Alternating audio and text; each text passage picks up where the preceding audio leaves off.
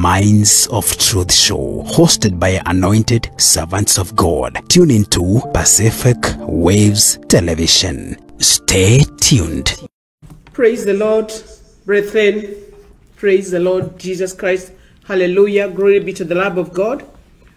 I want to welcome you in today's program in the name that's above every other name, the name of our Lord and Savior Jesus Christ, who is our Maker, and who has made it possible for us to be here this morning. It's not by might, neither by power, but through the Spirit of living God and through His amazing grace. And therefore, we want to welcome you into our program today, the Minds of Truth, and we are requesting you to share, kindly share, take a few minutes to share so that we can be able to start the program.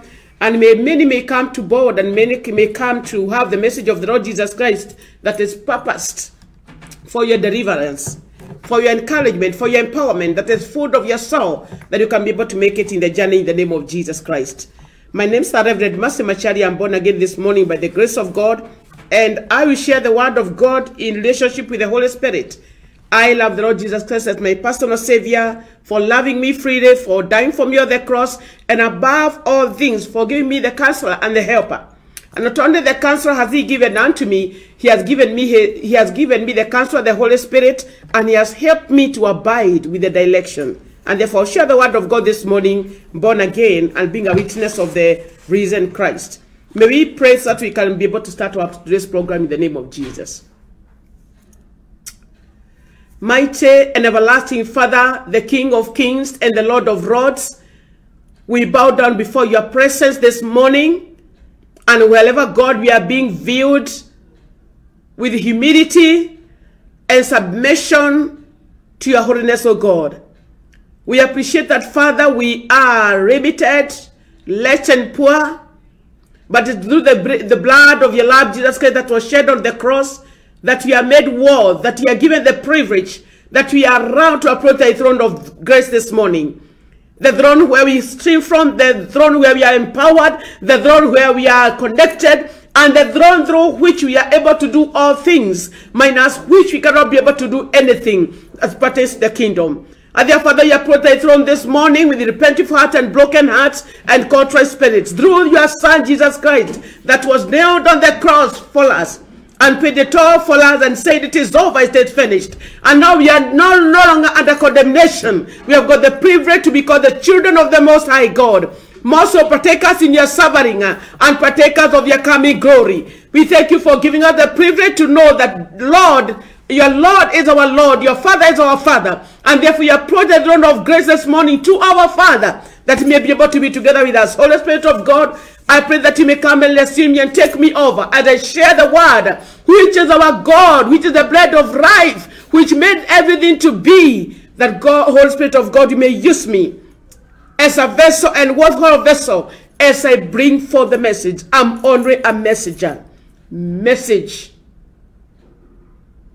Bring forth that which you want us to understand, and what you want even the hearers of the word today, they understand and they hear. For it's in Jesus' matchless name we pray and give thanks. Let's appreciate our God for yet another day. It's not a must that we be here today. It's by the grace of God.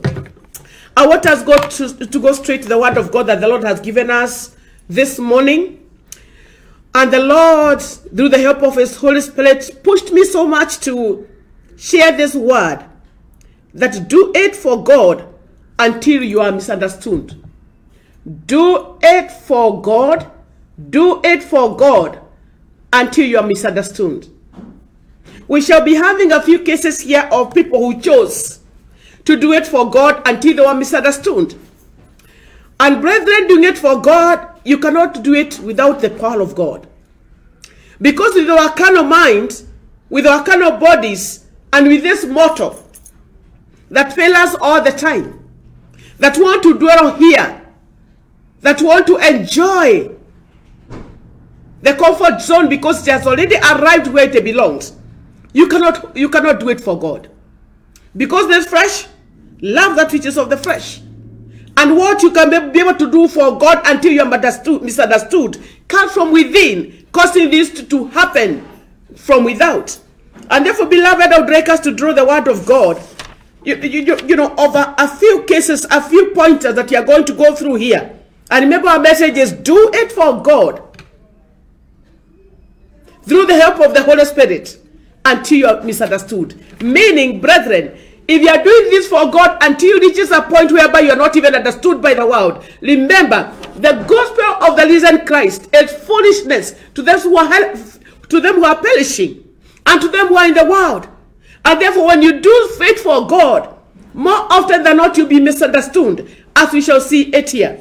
We have got a few heads that you give us a direction. But allow me to draw one of the scriptures here that will be a guide for us for today, so that we can understand how do we do it for God. One, I would like us to talk about the sacrificing. Doing sacrifices for God. The word of God says this in Job chapter 1, and that is verses starting from verse 4 there. His sons, Job chapter 1 and starting from verse 4. His sons used to hold feasts. Whose sons? Job's sons. Feasts. His sons used to hold feasts in their homes on their birthdays, until they would invite 3 sisters to eat and drink with them. When a period of feasting had learned its course, Job would make arrangement for them to be purified. Early in the morning, he would sacrifice a burnt offering for each of them, thinking perhaps the children have sinned and cast God in their heart. This was Job's regular custom. This was Job's regular custom. I'm trying to imagine, and we are talking about sacrificing for God until you are misunderstood. Remember, Job had many children, and the word of God said that Job was a wealthy man, and therefore these children used to hold feasting and feasting and feasting. And the word of God could say that each morning, early in the morning, Job would do sacrifices. Early in the morning, Job would do sacrifices for each one of these children. Of course, I'm sure the sacrifice would not just take 2 minutes, 3 minutes or something like that. He would commit himself to do a sacrifice, the procedure of sacrifice. And therefore, brethren, here we are talking about Job doing sacrifices. How often do you and I do sacrifices for our children? And more so, do you hear? This is just a single sacrifice that is explained here. And this was Job's custom. I'm trying to imagine the neighbors of Job who used to watch Job. Because, of course, you can imagine wherever there's feasting and wherever sacrifice is done, the neighborhood cannot miss to understand there's something going on. But the word of God said that he used to do it, and that was his custom. Do you think the neighbors used to understand? But one thing that is also shocking me, that as we shall see thereafter, is that after doing these sacrifices, there's something else. So the first point is doing sacrifices. I'm also finding the same in the Acts of the Apostles in the early church. That in the early church, the Christians of the early church used to sell, to sell or to dispose all what they had. And they could bring all the proceeds faithfully to the feet of the apostles. And then it used to be shared, and the same used to be the proceeds would be take care of the poor, the widows and the widowers and everybody.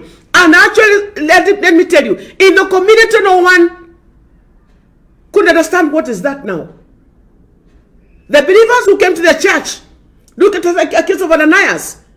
Apart from the section where they decided to cheat the Spirit of the Lord with the wife Sapphira, they sold the whole piece of land. And the same case for other Christians. They used to sell and be left with nothing, still under service to God. Who could understand what type of Christians these ones were when they were doing all that? No one. But that is the church that grew and grew and grew, and until today, the whole information of the risen Christ and the message of the cross has reached us, the Gentiles, who to be the Gentiles. Today, who has got such a big heart? Very few of us. It is serving the Lord until you are misunderstood. All the people who used to live around that time could not understand these Christians. How? How can I sell a whole flat? How can I sell a whole junk piece of land and take the proceeds fairly free to the feet of the apostles? How often do you do sacrifices for your children? Every morning? A sacrifice for each one of them? Or you do a corporate sacrifice, if any? The message is, do it for the Lord until you are misunderstood. And brethren, until the world misunderstand you, you have not yet done it. Something else was capturing my eye still on Job. We may not have time to read everything. But that is Job, and that is chapter 1 still, verse 13 to 20. I'll summarize it with putting across some point that came here. Under another headline that is called Serving the Lord Until You Are Misunderstood. This subtopic now is coming under serving the Lord and holding on, or being faithful to God. Holding on to God until you are misunderstood. Holding on to God. And we shall have some 1 or 2 cases. In Job chapter 1 and verses 13 to 20, Job continued holding on to God. Job continued holding on to God, being faithful to God, even as much as the following befell him. And I would like us, as we go through these points, I would like you to ask yourself, if they befell you today, would you still hold on to God? Job chapter 1, 13 to 20. The word of God says, Sabeans stole all of the oxen of Job. And a messenger came and told him, the Sabeans came, took all the oxen that used to plow. And they did not just do that. They even put down with the sword the servants. So you don't have the oxen that plow your piece of land. All of the oxen is taken away, and the servants had been put down by the sword. As he was still holding on there, when that messenger left, Job was still faithful. That's what happens. Okay. He still held on to God. No oxen, servants are dead, so I'm yet to bury them. He holds on to God. Another messenger came like immediately, told him, a fire from heaven burnt all your sheep and the servants. Another messenger. And the messenger left. Job still held on to God. Number 4. The Chaldeans formed 3 raiding parties and swept all your camels and made off with all of them. Yeah? Another messenger came and said that the Chaldeans formed 3 raiding parties and swept all your camels and made away with them. Job still held to God. He didn't shake. Could you be holding on if this one befell you? Another messenger, the 5th one, came and told him, verse 18. That the other one, the Chaldeans about verse 17. The other one is your sons, verse 18. Your sons and your daughters were feasting and drinking. And it's important for you to remember, servants of God, that these are the same children that Job used to offer sacrifice for them every day, every morning. A sacrifice for each one of them. The same children, a messenger comes and says the following. Your sons and your daughters were feasting and drinking in one of them, in one of their houses. A mighty wind swept in from the desert and struck four corners of the house, and it collapsed on them, and they all died.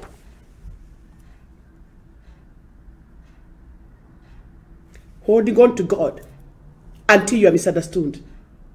And I admire at that particular point, when all those calamities had happened to Job, Job said this in verse 20.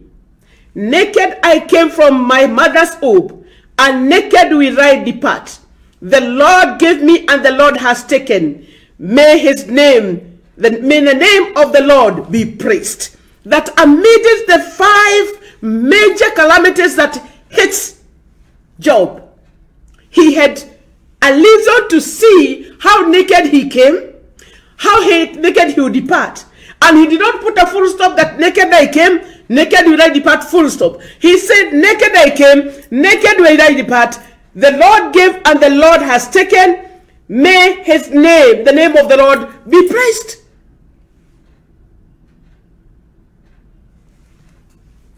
To the community that was living among Job, including his friends, including his wife, including the other servants who were serving there, for sure they did not understand Job. Surely, you place God amidst this, no wealth, no children, no what, and then you are saying, may the name of the Lord be praised. That is what called serving the Lord until you are misunderstood. And my sister, my brother, until you reach that point, you have not served. Until you reach that point, you have not held on to God. I don't know what was making, the next chapter talks about how Job was caught by leprosy. His own brother gave in, and he still held to God. His friend told him to curse God. He did not do it. Same for the wife. And I'm trying to imagine the friends of Job look at Job like this, the neighbors, and even the wife, and said, they could not understand. My sister, my brother, under the influence of this voice, until you serve God, you be in God. You be in God until the world does not misunderstand you. You have not yet served. That was an example of holding on to God until the world don't understand you, misunderstand you. I want us to draw another example. I may not go right into it because of interest of time. Look at Joseph. Joseph in Genesis 39, 8 to 10. Here comes Joseph. I had some man and he's entrusted. Oh, I'm persuaded. Honestly, I'm persuaded to read that one. I hope I'll just get time. That is Job 39. Genesis chapter 39. And allow me to read verse 8. It was interesting me. It was making me so happy. So Potiphar left everything he had. No, let's drop to 8. 8 will be better. But he refused with me with me in charge. He told her, my master does not concern himself with anything in the house because he has left me in charge. It does not concern him because he has left me in charge of the house. Everything he owns, he has entrusted to my care. Set 9. No one is greater in this house than I am. He was on the top. My master has withheld nothing from me except you. She is now telling the wife of Potiphar, because you are his wife. How then could I do such a wicked thing and sin against God? Not sin against Potiphar. Not sin against the husband of Potiphar. Here verse 10. And though he spoke to Joseph day after day, he refused to go to bed with her or even be with her. That was Joseph, who used to serve at the Potiphar's place. And he had been trusted with everything. So the boundary between the wife of Potiphar and Joseph, the line was very thin. Because Joseph could go everywhere. He had been entrusted with everything. And then when you are being entrusted with the palace and with everything, it means that you are able to access everywhere. Every corner, every corner, every corner. And here comes the wife of Potiphar.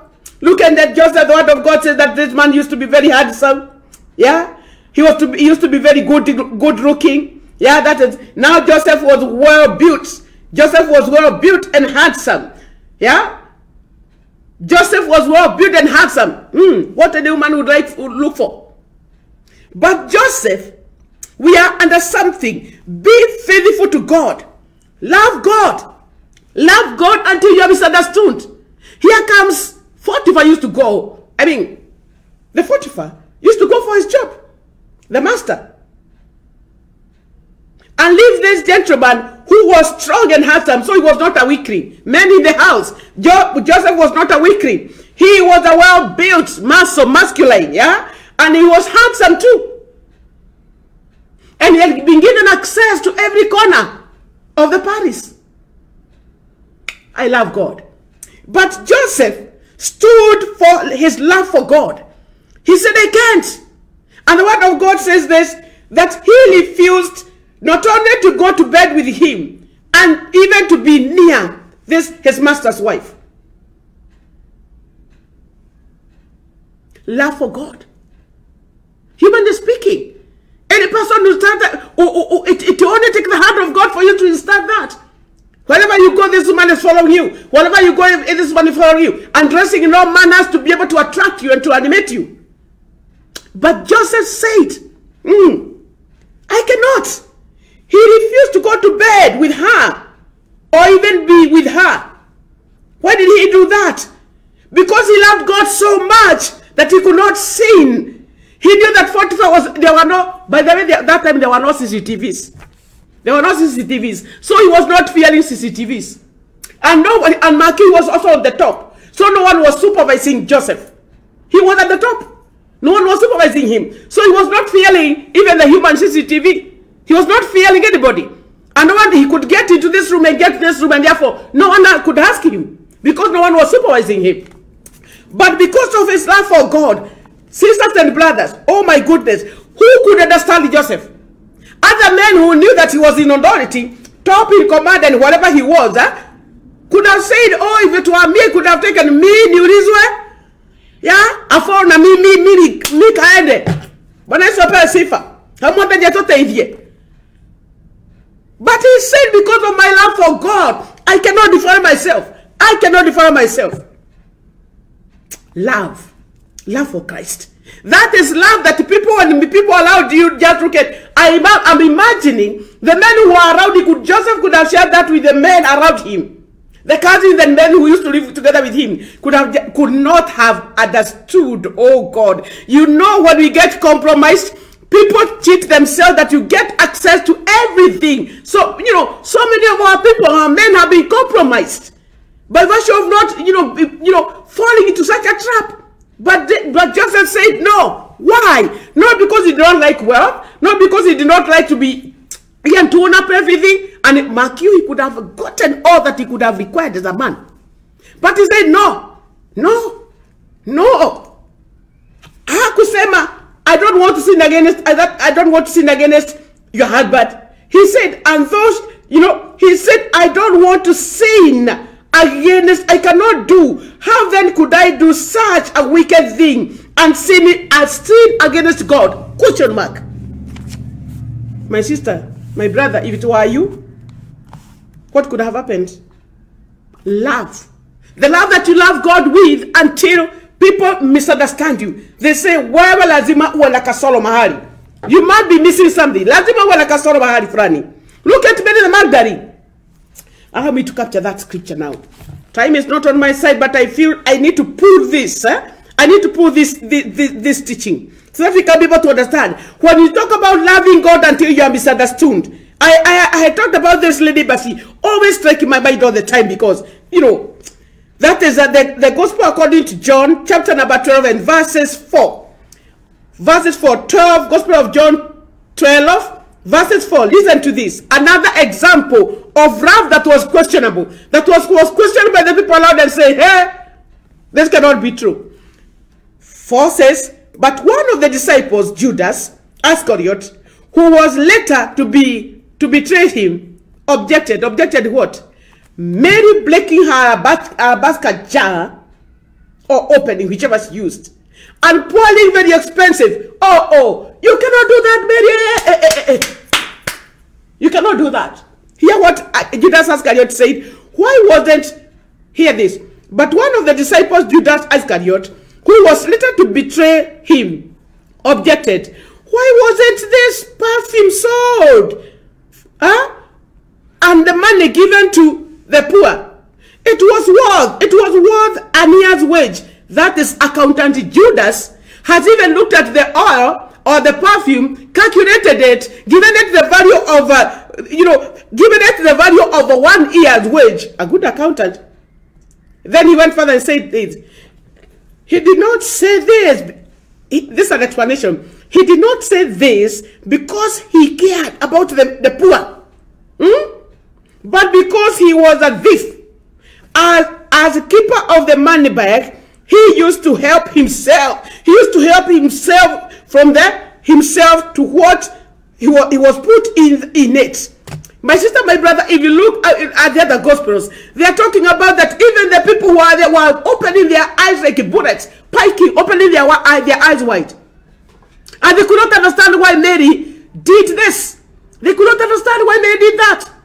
Such great love for Christ. Sisters and brothers, what is this that you have done that has made, have you do it for, you're saying, do it for God until you are misunderstood. Beloved, what about your services to God? What about your faithfulness to God? What about your devotion to God? What about devotion to people, serving the people also? The love for Mary, and don't forget this, Mary Magdalene is the same one who went early in the tomb with Salome and Mary, the mother of James. I want to touch another area. I've talked about, holding on to God like Job did. I've talked about holding on. Loving God until you are misunderstood with the act of Joseph, with the act of Mary Magdalene. Allow me to touch a little bit about serving God. Look at the apostles. In a Samaritan way, we have got some of the apostles. Peter was executed after serving God so much. He was executed by Nero, crucified upside down. Look at Luke the physician. He was hanged on an olive tree because of the gospel. Look at this, the disciple who replaced Judas after Judas was hanged himself. He was beheaded in Jerusalem. Look at Paul, the writer of the bigger part of the Gospels. The letters, the epistles. Paul was beheaded by Nero, Emperor Nero. My sister, my brother, what discipline have you done? What have you done for God until you are misunderstood? I'm persuaded to add one more point on holding on to God. Look at Hannah in 1 Samuel 9:28. Look at Sarah. Look at Jeremiah. Job, we have talked about him. What have you done for God until you are misunderstood? Look at another servant called standing in for God. Standing for God. Sibaduki. We are talking about standing in for God. We have talked about serving God. We have talked about the apostles. Look at what you call standing in for God. Sibaduki, putting your foot down for God. We have got Shadrach, Meshach, and Abednego. We have got Daniel, who said no. Standing in, putting your foot down. Here, Joseph still another example. Daniel said, no, me, I'm not going to do that. Me, I'm not going to worship Baal. Same for Shadrach, Meshach, and Abednego. Even when the fire was put 7 times, he said that to Baduki, we are not changing. We are not compromising. Throw us into the fire. We don't care. One thing we are sure about is the day that God does not come. Even if he does not save us from the fire, he will remain God. Who could understand? The guys who are increasing the level of the furnace, and here was the young man Shadrach, Meshach, and Abednego, were there and could not understand, really? Is this normal? What, as I sum up this program, my sister, my brother, in the areas of your love for Christ, in the areas of your serving God, in the areas of holding on to God, even when there's nothing, like Habakkuk said, even if there are no cows, no sheep, no what, even if the Holy Spirit don't have anything, I'll still hold on to God. I'll still praise him. Which is in this area that you have served God so much until you are misunderstood. Some people have become even jealous. Some people have even left you behind. Some people have pulled on from you because of your commitment to God. Is it in your love? Is it in your serving God? Is it in your sacrifices? Is it in your standing for God? Is it in your faithfulness to God? Is it you are being persistent like the woman who continued knocking the door of the rich man and he said, I don't respect anybody, but I'll keep on knocking this door? Is it in persistence? Is it holding on to your vision? Joseph went through. He is sold for 20 shekeli. Huh? Joseph is thrown into assistance by the brothers. Holding on to the vision. You know, hiding his vision, the dream. He still held on. Thrown into assistance. Then here he is and he's standing right here. And the brothers are here negotiating him for 20 shekeli. He is sold for shekeli. Yes, holding on the vision, he did not read it. And then he is on the camel and he's disappearing. He's still holding on the mission. He turned back like this and checks on the brothers. He's still disappearing. He went to 41st place. He is sold the first time. He escaped 41st and still holding on to the dream. He is taken to the prison. He is still holding on to the dream. He goes to the dungeon. He is still holding on to the dream. Somebody who also held on to his vision. How have you been able to hold on to the work of God? To the work of your family? How have you been able to serve God in all these disciplines? In your place of work, to your family, into the church of Jesus Christ, into the community. Have you been able to serve even humanity? Because serving humanity is serving God. Until you are misunderstood. My sister, my brother, as I conclude, all these things you cannot be able to serve God and all this capacity among others until the Holy Spirit of God is in you. Reduces the you. The you gets tired. The you get compromised. The you give up. The you cannot take you anywhere. It will fail you tomorrow. All these men and mighty men of God were able to do all these things because they allowed the Holy Spirit of God to work in them. As we close this program this morning,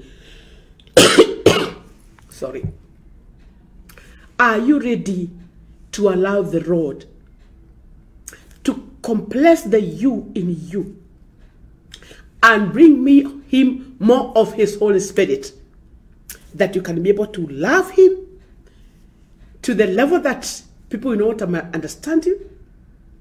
You serve him until the people question what you are out for. To hold on to God amidst problems, like Job did, like Hannah did, waiting upon God, and Sarah did, until people don't understand you. Are you ready to stand for God, like Daniel, Shadrach, and Meshach, and Abednego? Excuse me. Are you ready to be faithful to God, like Joseph and Elijah at Mount Carmel? And are you ready to be persistent and to hold on to God? Are you ready to offer your sacrifices until people question for you and for your family? Let us pray.